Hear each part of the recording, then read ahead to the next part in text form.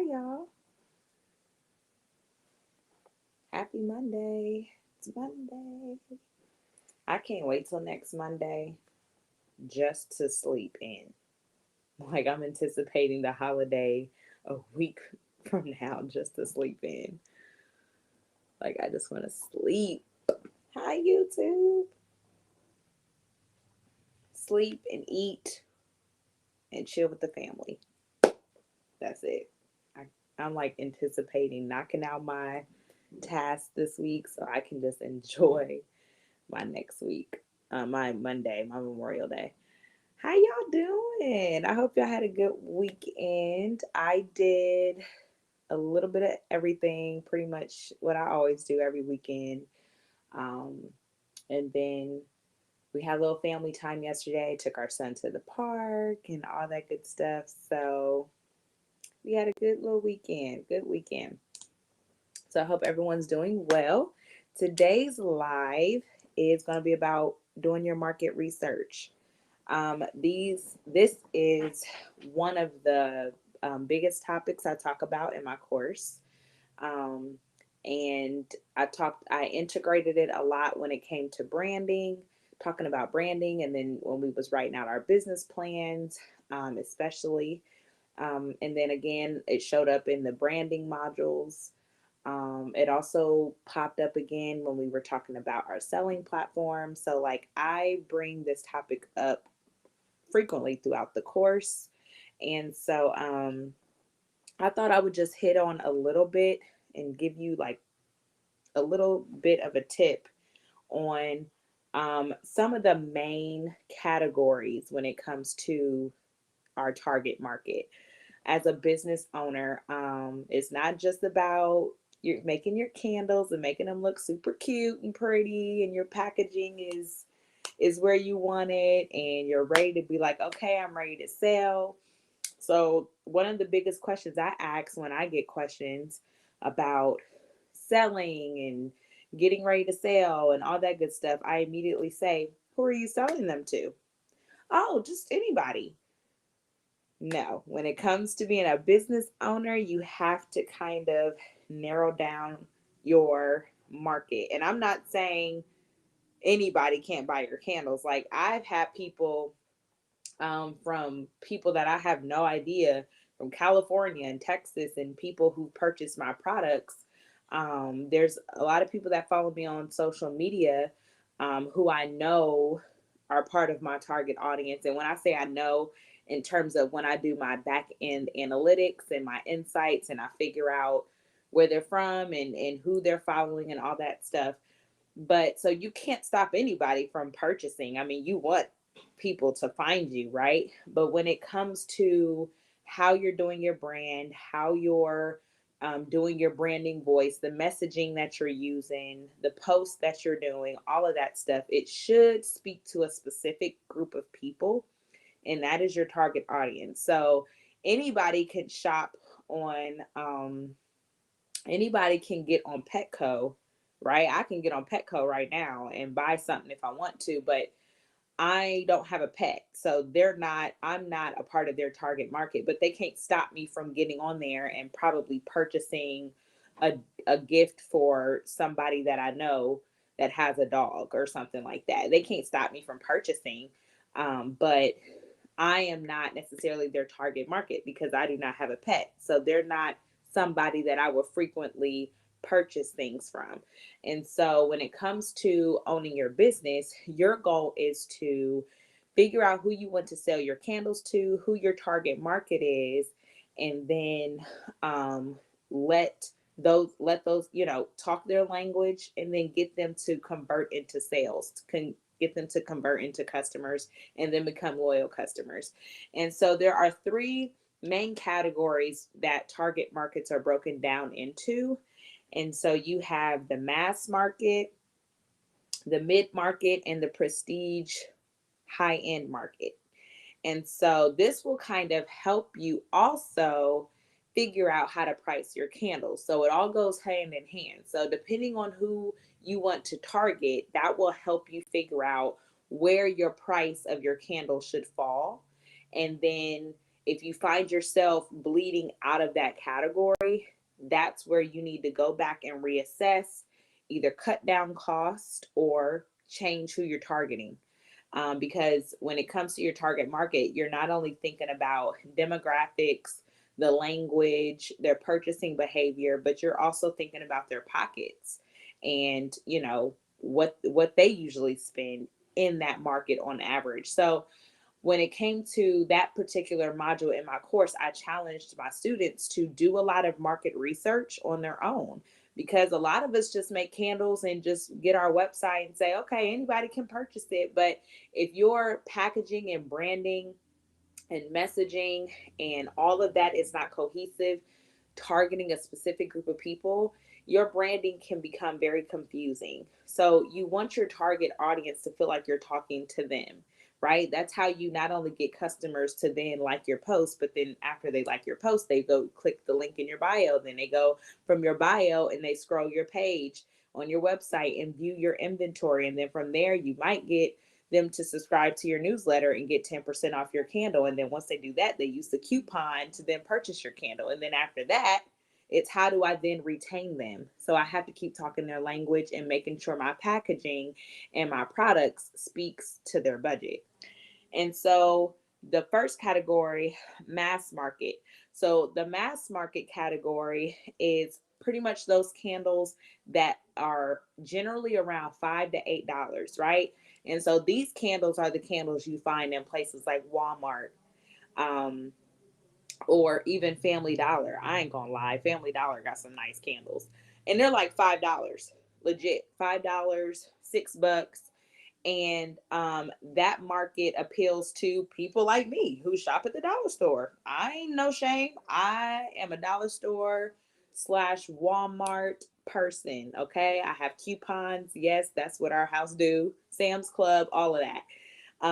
And so if I'm cruising down the Family Dollar aisle, if I like the scent, I'm gonna buy it. It's $5.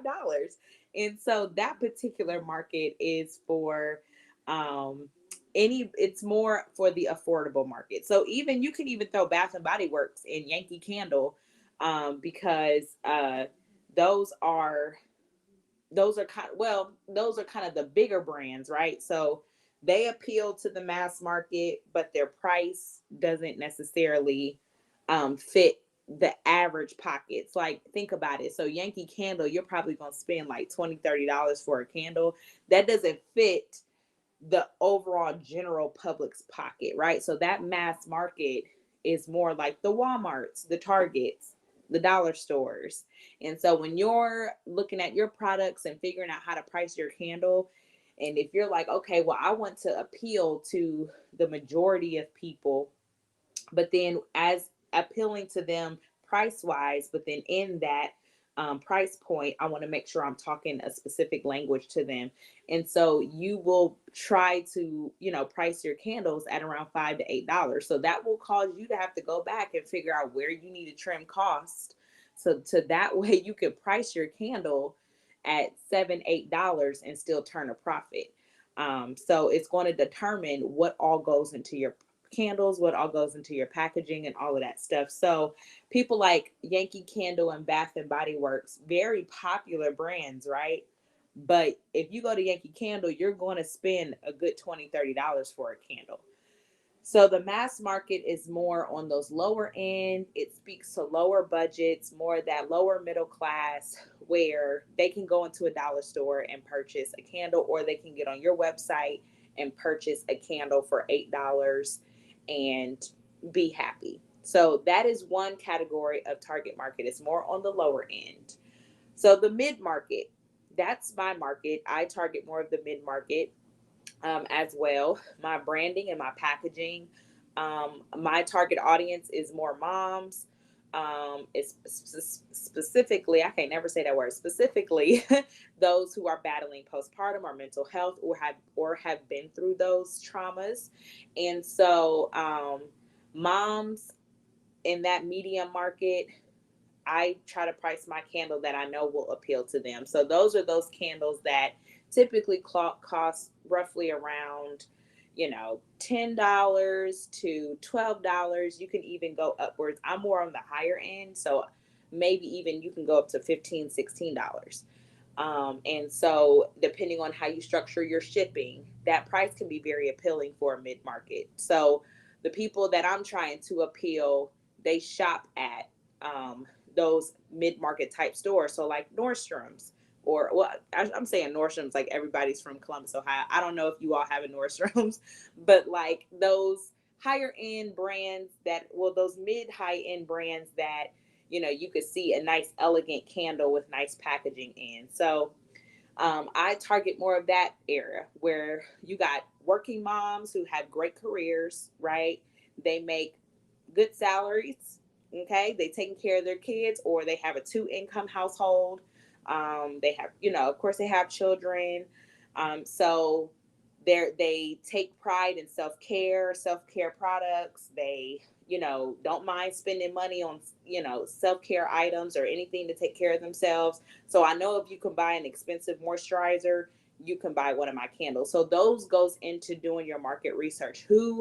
What type of brands do your audience follow? So a lot of the people that follow me, I go back and see who they're following, what brands do they follow, and then I go check out those brands and see where their prices fall, and to make sure I'm falling in that market line that my customers don't mind paying for. So it's a natural candle, coconut soy blend candle. I make sure I'm using quality fragrance oils. I'm also making sure that my product descriptions are speaking their language, so that I'm making sure that they understand they're getting a quality candle, right? They're paying for a natural candle. My packaging, my branding, the colors, all of that stuff speaks to what will be worth a $15, $16 candle. And after doing, my prices and breaking everything down and looking into all what they get into their package, I give my customers a whole experience. So they're not only getting a candle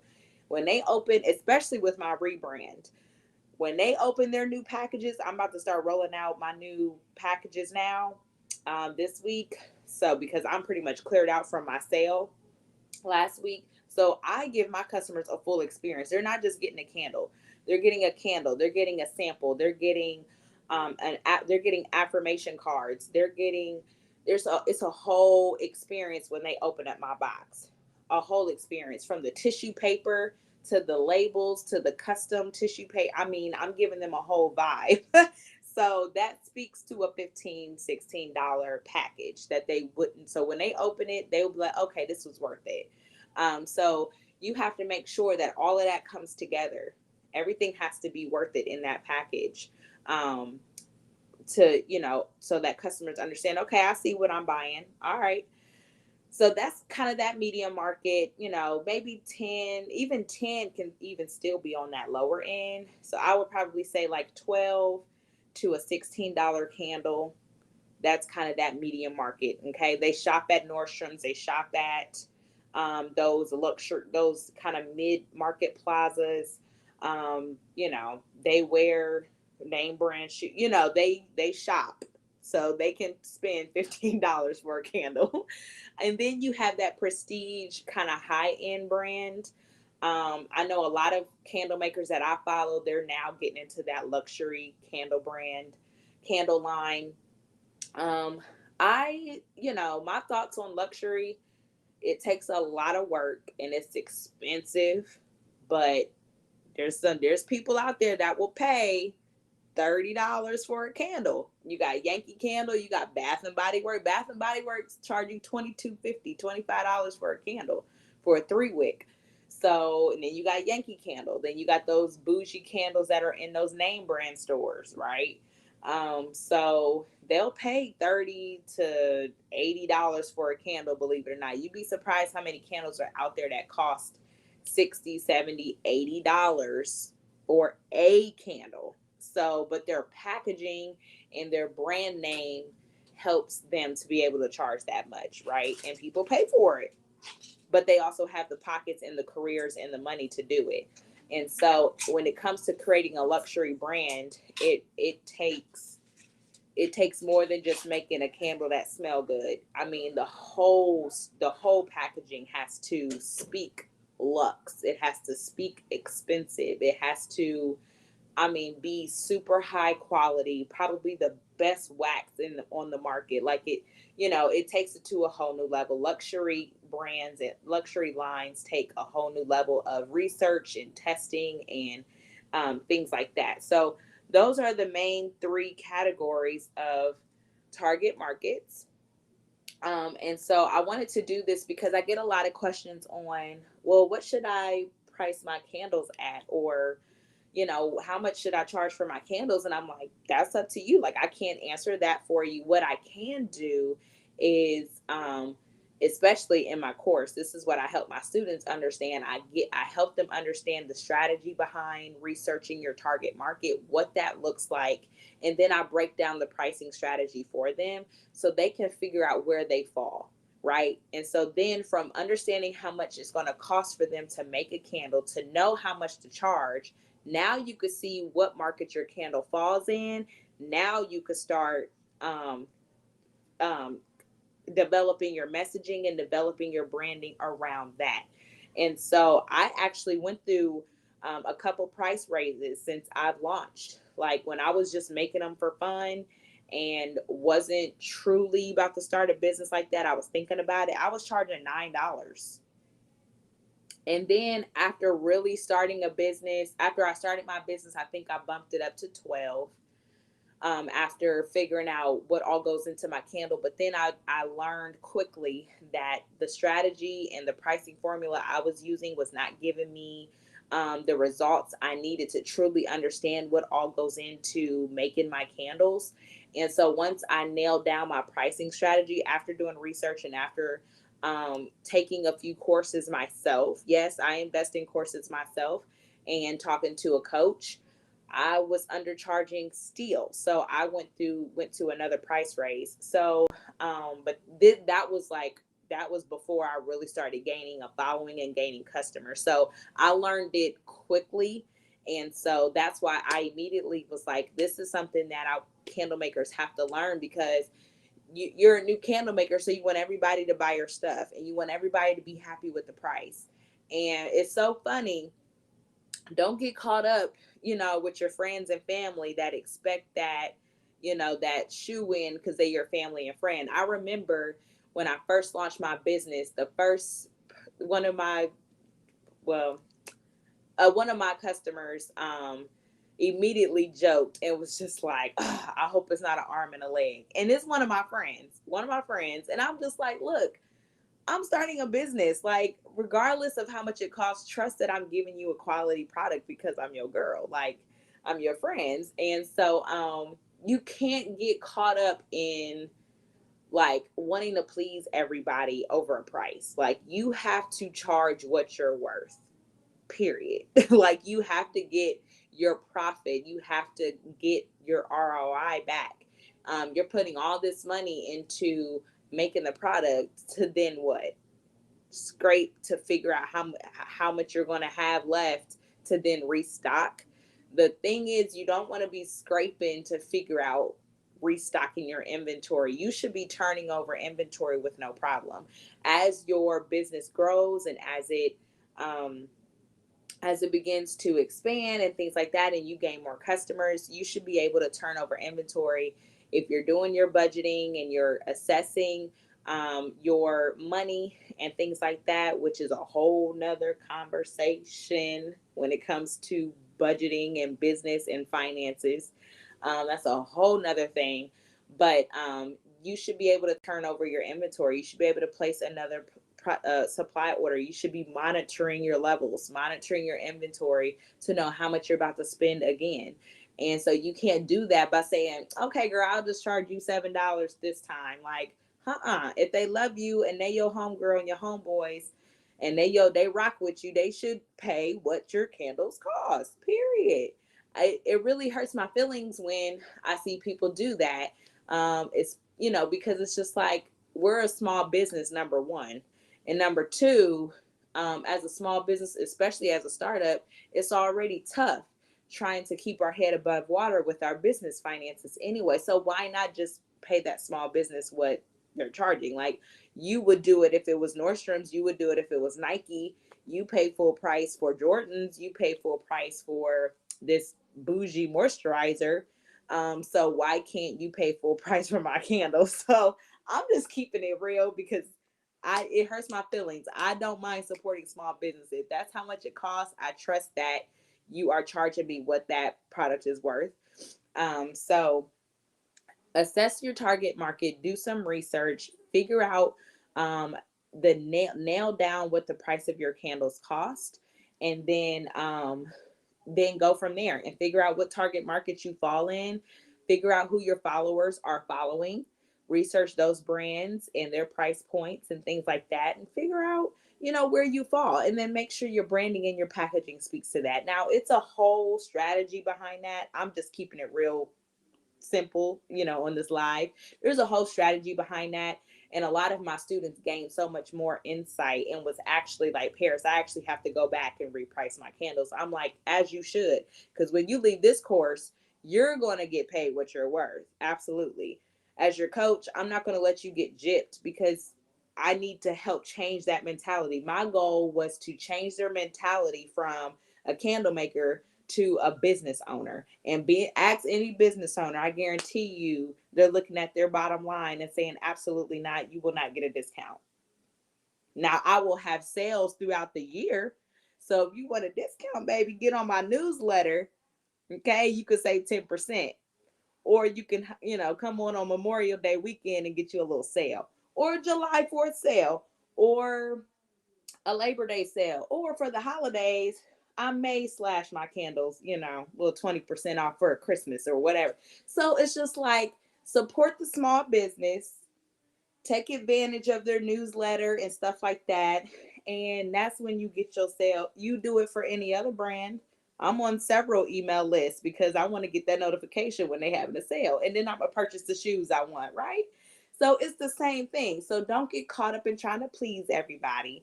This is a PSA. You are a business owner. So get your coin, okay? And assess those candle prices. And that's what I told my students to do. Be a boss. And if they love you, they'll pay for it. Okay. And then those customers that are in your target market, they fall in your market. So they're going to purchase what they know is worth it. Right. But again, your packaging, your whole thing has to line up. I just rebranded my packaging. What you see on Instagram, it reflects when that customer gets their product, they're going to see that carry over in their packaging. If you go to my new website, it carries over onto my website.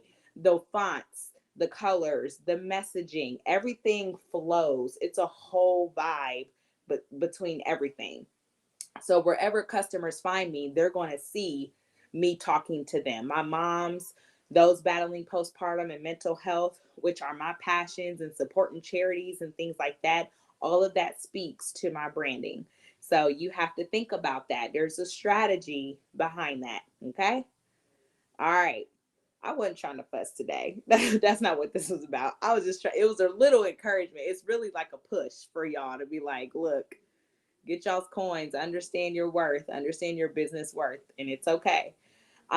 So yeah, that is the live for today. Thanks for tuning in. Happy Monday. I hope you all had a fabulous weekend. For those who tuned in after I said hi, thank you all for supporting. Y'all been dope all month.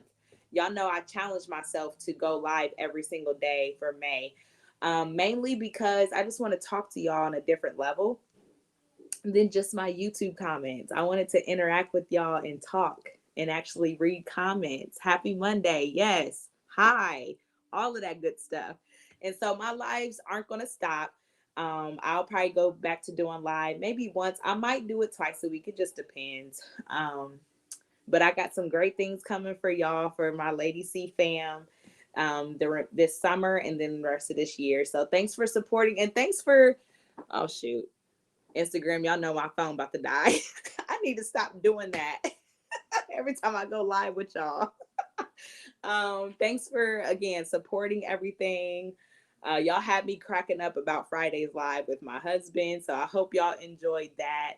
Thank you so much. I appreciate it. He's a hoot, y'all. He's a hoot. He's hilarious. He can almost be too real, but in a good way. He pushes me every day. So he gives it to you raw. Nowadays you ain't got time to be fake or phony. It's life's too short. People dying. It's too much going on. It's just like live, love, praise the Lord, and let's keep it pushing. Okay. So I will talk to y'all tomorrow. I love y'all. All right. Peace.